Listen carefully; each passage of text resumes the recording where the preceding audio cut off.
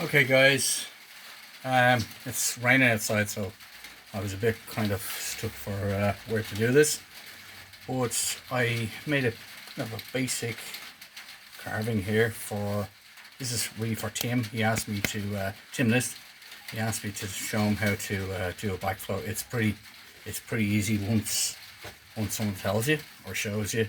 So there you've got your carving, right? Now, if you'll notice, the mouth is about a quarter of the way down, and you can put the mouth higher up, and I'll explain that in a moment. The reason for that is if you don't have long drill bits, which I find hard to get, other than these masonry bits, which don't drill down through wood very well, but they're nice and long. So what I will normally do is I will use a wood bit to get most of the way down. Okay, so then when you've come all the way down from the top, I've just marked that there, I haven't even drilled it out yet, you will drill straight across into the hole that's coming down the center. So there's your carving. You drill straight down to the top, straight down, and come level with as much as you can to where the mouth is, and they'll drill straight across. And then you just use a little, I use a little bottle brush to kind of clean out any leftover sawdust or whatever. Anyhow, right, so it's pretty much like drill through here. What I'll show you is, you can see that the drill bit just falls, sorry you can't see it there on that side, it just falls a little bit short of where the mouth is. It just goes to near enough the bottom of the nose. Right, so what I'll do is I'll drill down, and then I will drill the rest of the way with the masonry bit, which will work. Okay, so give me 1 second here.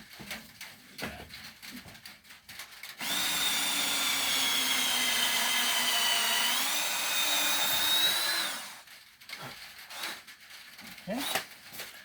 Right, so I've drilled most of the way down. I'll show you with the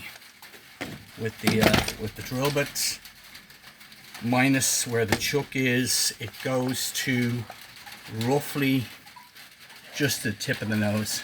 So you need about another 3 inches to be drilled down.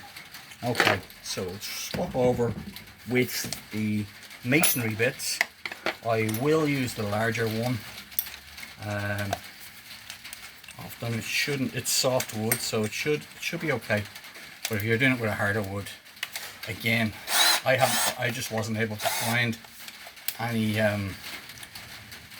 wood bits that were long enough to allow me to do this.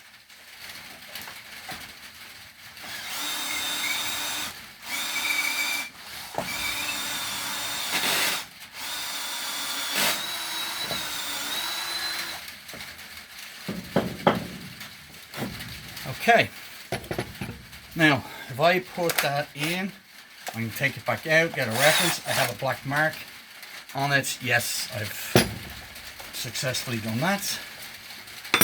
Now, another thing is, I've only made the impression of a hole here.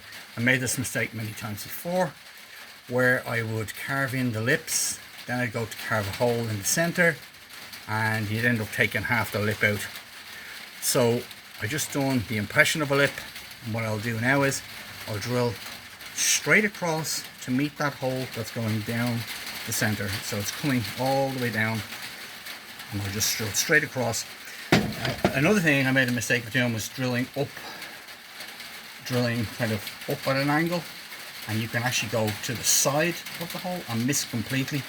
So you're better off just drilling straight across. So I will use this drill bit here. Sorry. So the rain really threw me there. I was going to set up outside, and I just grabbed everything and went out of the rain and threw it up here out of the way. So Now, I don't know whether you can see, there is the mouth, right center. I will try and drill.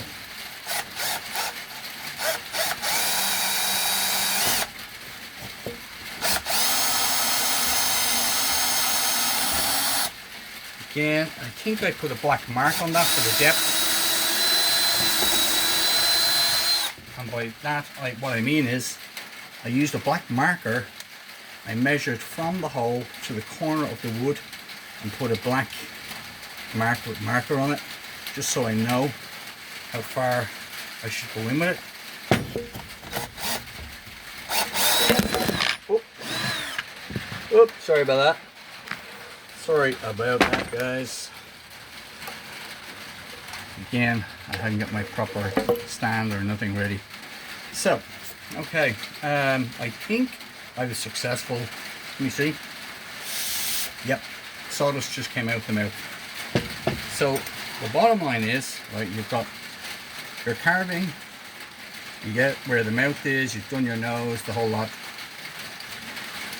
Make a wide gap for the lips, okay, because you don't want to be drilling through what you just carved. And you can do and then fix it up afterwards. So you got your bits, and then you put it across to the center of the hole.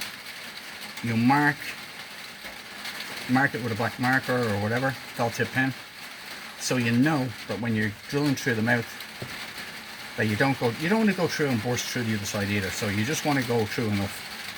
So the black mark, you probably won't be able to see that there. There is a black mark on it. You drill through. Now, I don't actually have my vape here to test this out for you, but literally it's you drill straight down, till you come to the roughly where the mouth is, and then you get the other drill bit and you drill straight across to meet that. Then you pop in whatever you're going to use as a holder for your incense, your backflow incense. You want to maybe drill the top of it a little bit wider to allow the comb to go down further. Get a bit of epoxy glue. It doesn't have to be epoxy. Wood glue is actually strong enough. And pop it in. Spread the glue around, let it dry in, and then light your incense cone, and then you shall have the desired effect. And then you can widen that if you feel that the flow is coming out too slow. You can actually make that a little bit wider, and then you can actually curl the lip a little bit, so if you want the smoke to come down and kind of like taper around the face. Anyway guys, that was just a quick explanation. Okay, hope that helps, Tim. Talk to you later, guys.